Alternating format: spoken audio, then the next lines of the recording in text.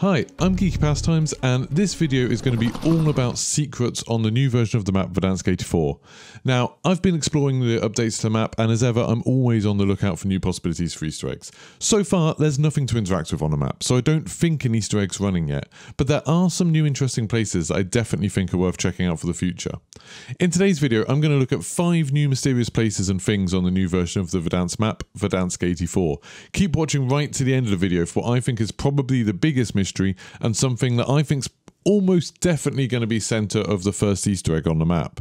If you enjoyed the video, please don't forget to like and subscribe, it helps me out a bunch, and follow me on Twitch at twitch.tv/geekypastimes. On the streams, lots and lots of the community really help me sort of bounce ideas off each other. They notice things that I've missed, things like that. So come along to the stream. I stream most days, to be honest, in the evenings. I always post on Twitter, Geeky Pastimes on Twitter when I'm going to go live. So come check it out and you can help me find some of these things. So the first thing we're going to look at are the mine tunnels. Now, in the northwest of the map, there's an area called the Old Mines. While there's lots of potential for this area, there's like hatches and tools, things we haven't seen before. The most interesting thing are the sealed off mine shafts. Now, in the blog, they actually specifically draw attention to the fact that these are only currently sealed. So it's kind of implying that at some point, you know, maybe a mid-season update, maybe in a different season, they're going to open this up. And if you look through the gaps in the mine shaft up in the northwest right now, you can actually see a rappel point, implying that there's like a big drop down there. There's like a big underground section. So there's a rappel point that I'm guessing is to help you get back out. So this is definitely a place we're going back into. Like, I'm 100% sure this is a place we're going to be heading into at some point. Now, on the far side of the map, at military actually, there's another sealed off mine shaft that my friend Emil noticed. This seems to kind of curve around to the right, but if you go all the way over to the right to kind of find another entrance, there's just a kind of train tunnel that's all sealed off at the moment. The blog does also mention the salt mines tunnels being sealed off, so who knows how far these mines go. Maybe they're all connected, maybe this is something completely different.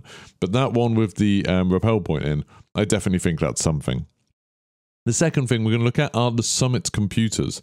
So if you go into the central building of Summit, the sort of big one in the middle of the satellite dish on top, and you go towards the back of the building, there's this room with a really good view of the command center in the middle of the building. In between the windows, there's 9 computer screens that really look like they could be used for some sort of puzzle. Each one currently has like a green light on. You can't interact with it or anything, but then there's also a red light that's not illuminated, making me think there's going to be a way to sort of turn these off or on. I can imagine this being some sort of like lights out puzzle, you know, we've got to get all of them illuminated at once, you know, maybe you'll interact with one or shoot it or something, and some of the others will switch off and you've got to work out how to do it. But currently you can't do anything with it. It just looks really out of place and like strange that there would be all of these screens where they are. It's a very strange arrangement of screens and something I haven't seen elsewhere. There's also a couple of other big computers in that room that we have seen on like Rebirth and stuff, so they're not completely new, but they look kind of interesting. They're very strange machines that I can imagine being used for something. The third thing we're going to look at is something that actually Ripley Games is the one that told me about these. That during the Rebirth event, 6 red phones were dotted around the map, and they'd occasionally ring and glow red in the middle. If you answered them, there'd be a little bit of lore, you'd hear it, and it'd sort of tell you what was going on, basically. While we haven't got anything ringing on the map at the moment, we have got some really strangely placed red phones. So Ripley showed me there's these ones in the sort of market stores that are dotted around on the counter. And they're very clearly sort of the same kind of thing as what we had. They've got this code in the middle, which is something we used on the Trench gunfight map back in Modern Warfare. That code is on all phones, so I wouldn't pay too much attention to that.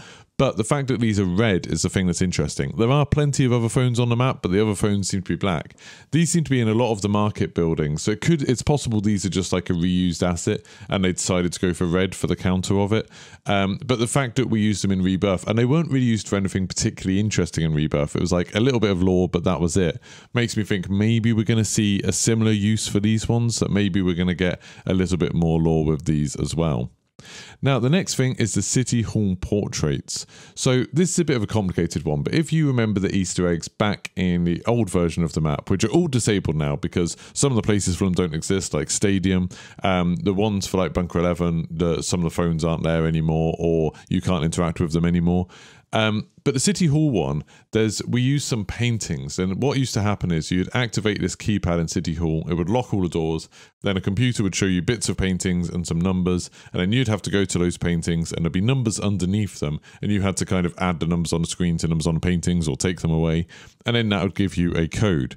Now, the numbers underneath the paintings are on these little plaques that were originally blank. They'd be blank in the pre-game lobby, and then because they were random, they'd get filled in when you started the game. Now those plaques are actually still there. The paintings are still there as well, although they've kind of moved around a little bit. Some of them are in the same place, some of them are different. One of them looks like it's been taken out of the frame, and that's a kind of model that I haven't seen before, just having the painting frame there with all the little things to hold the painting in. One of them in the old version of the map, there was a painting that was smashed on the floor, and it was face down, but you can actually work out from the computer that it was a painting of a guy with a beard. And now that painting is back on the wall, but it's not the painting that we know it should be. So obviously that was swapped out at some point in the 30 years between now and the old map. But yeah, so these plaques are still there, and that makes me think that maybe these are going to be used again, because so many other things for Easter eggs were just taken out fully.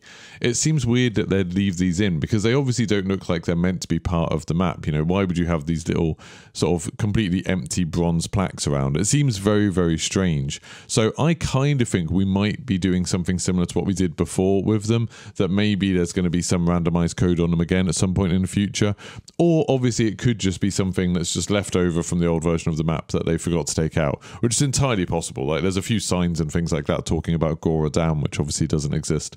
So I wouldn't put it past it just being a mistake, but it's interesting nonetheless, and I'm going to keep an eye on it. You know, whenever they do a new map update, I'll be going back here just to see if there's any numbers on there.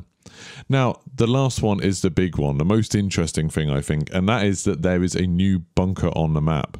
Now, all of the other bunkers are still present on the map, so all of the bunkers, you know, 0 to 11, they're all still there. The airport bunker isn't there as far as we know, but that's probably just because the hole in the airport isn't there anymore. The hole in the runway that exposed that bunker isn't there.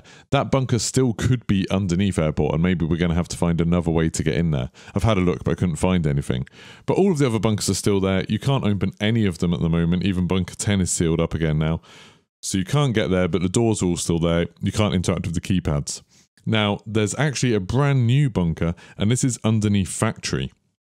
So if you drop down at factory, on one of the buildings, there's like this little stairwell that goes down the side, and you can actually get to this from the inside as well.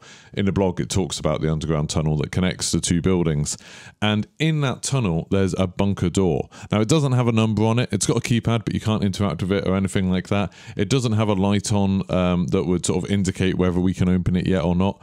I'm guessing because we can't interact with the keypads that we're not meant to be able to open it yet, but I'm fairly confident this is going to play a big role in the first Easter eggs. The fact that, you know, they've shown us a brand new bunker door, and, you know, the bunkers have, Bunker 11 was the first one that we did on the old Verdansk map. I'm assuming that this is going to be one of the big new things, you know, this or the mines, I guess. So I'm really excited to be able to get into here. I really want to know what's inside there. I want to know how we're going to unlock it, because obviously the sort of process of it is probably the more interesting part for me. But I definitely think that this bunker is going to be important somehow.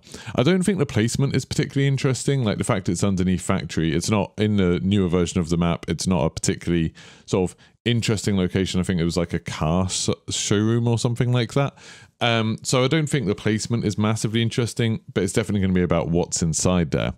So anyway, those are 5 of the biggest mysteries I've seen so far on the new version of the map. If you found something interesting, or you've got some kind of idea about how any of these might get used, please let me know in the comments. I'd be really interested to hear your ideas. A lot of the time people give me ideas, people mention stuff that I've just sort of missed or I've not noticed, and that's the sort of thing that leads us on to cracking some of this stuff. So please let me know in the comments if you found something really good, or you've just kind of, you've got an idea about it, you've got a theory about it. I'd really like to hear it. And obviously don't forget to like and subscribe. Follow me on twitch.tv/Geeky Pastimes, and there you'll see lots more Easter egg hunting in the future. So thank you very much for your time, and goodbye.